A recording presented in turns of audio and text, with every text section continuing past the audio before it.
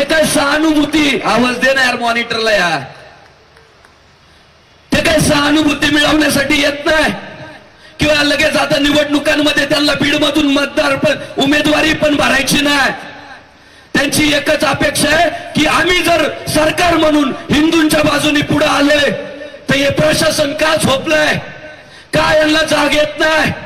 अहो आता मी छत्रपती शिवाजी महाराजांच्या बीड मधल्या स्मारकाला हार घालण्यासाठी गेलो तर एक जिहादी लांडा छत्रपती शिवाजी महाराजांकडे पाय करून बसलेला होता, पाय. आणि जर खोटं बोलत असेल तर माझे बाप दोन पाय पसरून शिवरायांकडे असे पाय केलेले होते त्याने. आणि त्याच्या बाजूला पोलीस प्रशासन उभं होतं.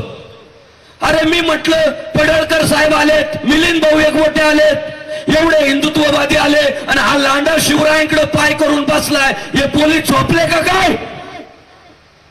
सीसीटीव्ही कॅमेरे चेक करा छत्रपती शिवाजी महाराजांच्या स्मारकाच्या तिथले, आणि जर तिथं तो मच्छरदानी टोपी घातलेला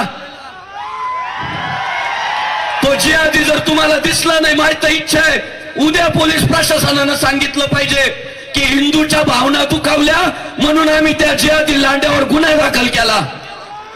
करा करा तिथले सीसीटीव्ही फुटेज आपण चेक करा.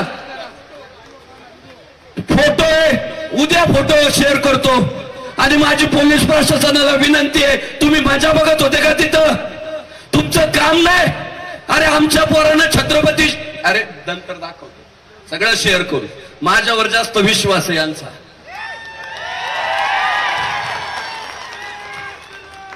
त्यांना माहिती आहे हे खरं बोलत आहे. आमच्या पोरांनी नुसत्या घोषणा दिल्या तर तुम्ही म्हणताय शांती घ्या शांती घ्या. माझी विनंती आहे तुम्हाला, जर शरीरात रक्त हिंदूचं आलेलं आहे ना, उद्या त्या लांड्यावर गुन्हा दाखल करा.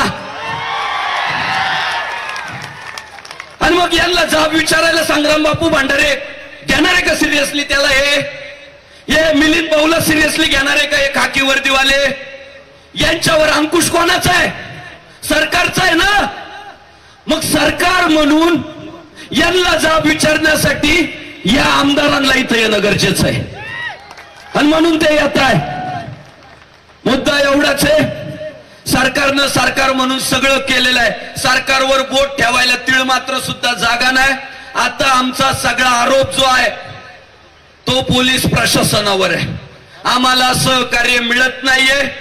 सगळेच अरे खुशाल म्हणतात हे हिंदू मुस्लिम करताय, हिंदू मुस्लिम करताय, हिंदू मुस्लिम करताय. आम्ही हिंदू मुस्लिम करतोय.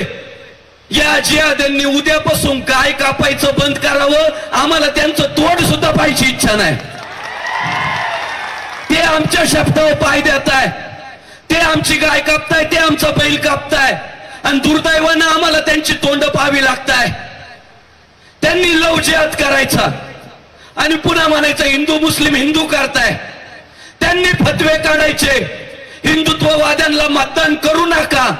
आणि आम्ही जेव्हा एखाद्या सभेतून आमचा संग्रामदादा जगताप काल म्हटला की दिवाळीची खरेदी फक्त हिंदूंकडून करा, का म्हटला संग्रामदादा जगताप असं, त्यांनी फतवे काढले हिंदूंना टाळा, हिंदुत्ववाद्यांना टाळा. म्हणून आम्हालाही आमच्या समाजाला सांगणंच आहे, जो हिंदू इतका काम करेगा वही देश में राज करेगा.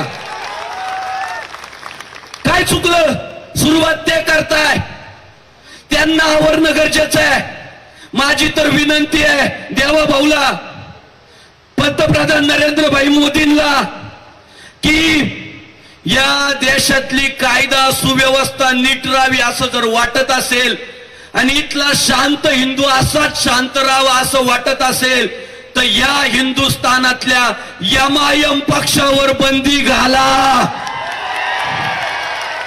चाले नालायक ते चितवणीखोर वक्तव्य करतात. 2 दिवस झाले संग्रामदादा जगतापांचं वाक्य दाखवताय की फक्त हिंदूंकडून खरेदी करा दिवाळीची. पडळकर साहेबांचं वाक्य दाखवताय की यांच्या ढुंगणावर लाता मारा. का बोलायची वेळ आली. यांनी अहिल्यानगरमध्ये येऊन जो हायदोस घातला ना, तो तिकडचा कोणतरी आणला होता अक्कलकोटचा, शाहरुख का काहीतरी, फारुख, लॉलीपॉप तोंडाचा. तो तो लॉलीपॉप तोंडाचा काय म्हटला की मैं आपको पूछता हूं ईश्वर का नाम क्या है. खालच्यांनी म्हणायला पाहिजे होतं ना अहिल्यानगर आहे. खालचे तसेचे स्टेजवरचे तसेचे सगळे एकजुटीने म्हणाले या शहराचं नाव अहमदनगर आहे. आणि पुन्हा तो लॉलीपॉप तोंडाचा म्हणतो या शहराचं नाव अहमदनगर होतं आणि अहमदनगरच राहील. का रे? आमच्या अहिल्या देवींचा अपमान नाही का? जिने देशाचं नेतृत्व केलं ती माऊली या जिल्ह्यातील चोंडी गावात जन्माला आली म्हणून त्या जिल्ह्याला ओळख ही अहिल्या देवींच्या नावानं असली पाहिजे अशी जर इथल्या बहुसंख्य हिंदूंची इच्छा आहे तर तुम्ही त्याच्या विरोधात बोलणारे कोण? पडळकर साहेब म्हणाले की तुम्हाला अहिल्यानगर म्हणावंच लागल. आणि मी सांगू तुम्हाला ही जमात कधीच अहिल्यानगर म्हणणार नाही, कधीच छत्रपती संभाजीनगर म्हणणार नाही.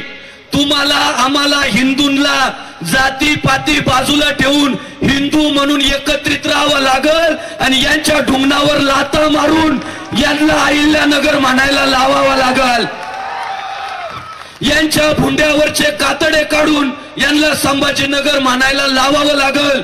आणि पडळकर साहेबांनी काल अहिल्यानगर मध्ये फार चांगला मुद्दा मांडला की पुढच्या 5-6 महिन्यामध्ये प्रशासनाने चौकशी करावी. ज्या ज्या दुकानांच्या पाट्यावर अहिल्यानगर नाहीये अजूनही अहमदनगर आहे त्यांच्यावर कारवाई करायला सुरुवात करावी.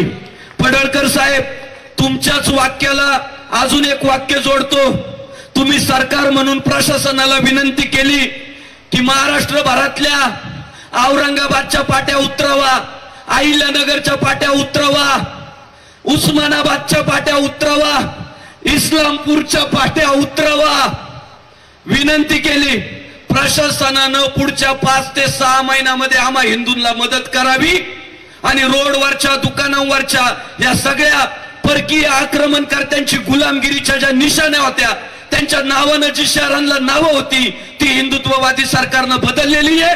प्रशासनाने त्या पाट्या उतराव्या आणि पुढच्या 5 ते 6 महिन्यात जर प्रशासनानं त्या सगळ्या मुघलांच्या आक्रमणकर्त्यांच्या नावांच्या पाट्या जर नाही उतरवल्या तर हे सगळे हिंदूंचे वाघ तुम्हाला मदत करतील पाट्या उतरवायला. त्या पाट्या आपण उतरवू. आपल्या आईचं नाव आपण लावू अहिल्या देवीचं, त्याच्या दुकानावर जाऊन लावू. का? आपण त्याच्या घरात नाही गेलो राहायला, तो आपल्या घरात राहायला आलाय, त्याला आपलं ऐकावं लागणार आहे. काय काय? अरे विकृत आहे, विकृत आहे, विकृत. ही विकृती आहे. ही वेळीच जर आवरली नाही ना ही बीड पण खाऊन टाकल, मराठवाडा खाऊन टाकल, राज्य खातील, देश खातील आणि पुन्हा राजाकारांचं राज्य येईल. मागच्या दिवस पुढे यायला वेळ लागणार नाही. अरे हे समाजात असले लवजियात करतात, स्टेजवर आले तरी यांच्यात विकृतीच रे. त्या दिवशी अहिल्यानगर मध्ये ते एक संभाजीनगरचं ते येड त्याला स्टेजवर आल्यावर एक तर कळायला पाहिजे राव आपल्या पोरांच्या बुंड्यावरचे कातडे निघाले. आपण किती अभ्यासपूर्ण बोलावं, धर्माचं बोलावं, प्रबोधनाचं बोलावं. त्याला स्टेजवर आल्यावर सुद्धा आठवण कशाची आली? चिकनीच्या मेलीची. म्हणजे विकृती. त्याला स्टेजवर सुद्धा आठवण कुणाची आहे? चिकनीच्या मेली. अरे यांना 6 वर्षाच्या पुरी कळत नाही, यांना मर्दातली मर्दानगी कळत नाही, यांना विकृती विकृती विकृती. त्या संभाजीनगरच्या कुत्र्याला मी सांगू इच्छितो त्या अहिल्यानगरच्या संग्रामदादा जगतापच्या नादी लागू नको. लहानपणी फक्त शेंडा छाटलाय. चिकनी चमेली, चिकनी चमेली, चिकनी चमेली. जर अहिल्यानगर मध्ये येऊन करशील ना तो संग्रामदादा जगताप आहे ना मुळा सगट उपटून काढीला फेकून देईल. उपटील ते उपटील. कशाला नादाला लागतो? अरे काय चाललंय? आणि आज सांगतो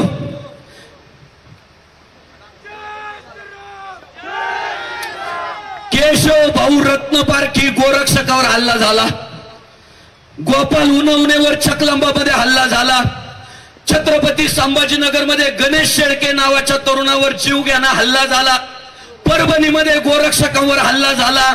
माहिती घेतल्यानंतर असं समजतंय यांच्या फतवे निघालेले आहे.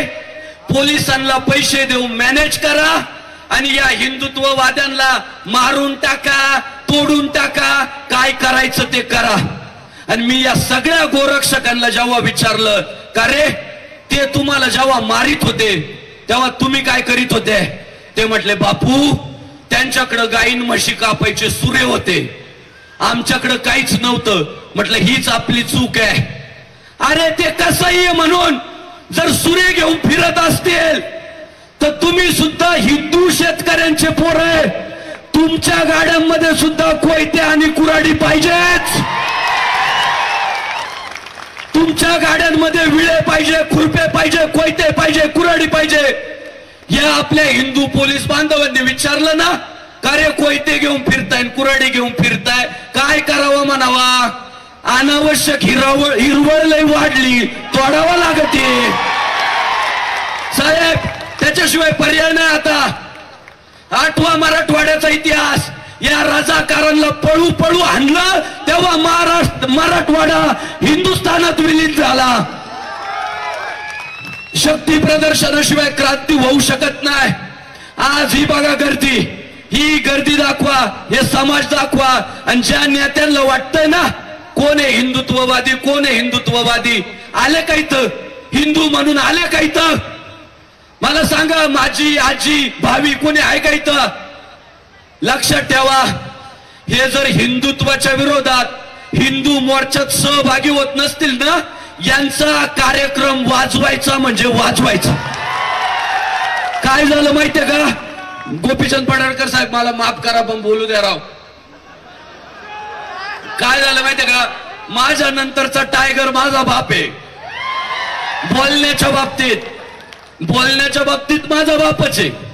बोलण्याच्या बाबतीत मी त्यांचा हात धरू शकत नाही, म्हणून ती तो मला ऐकायची. पण तुम्हाला आम्हाला मराठवाड्यात काय केलं सांग.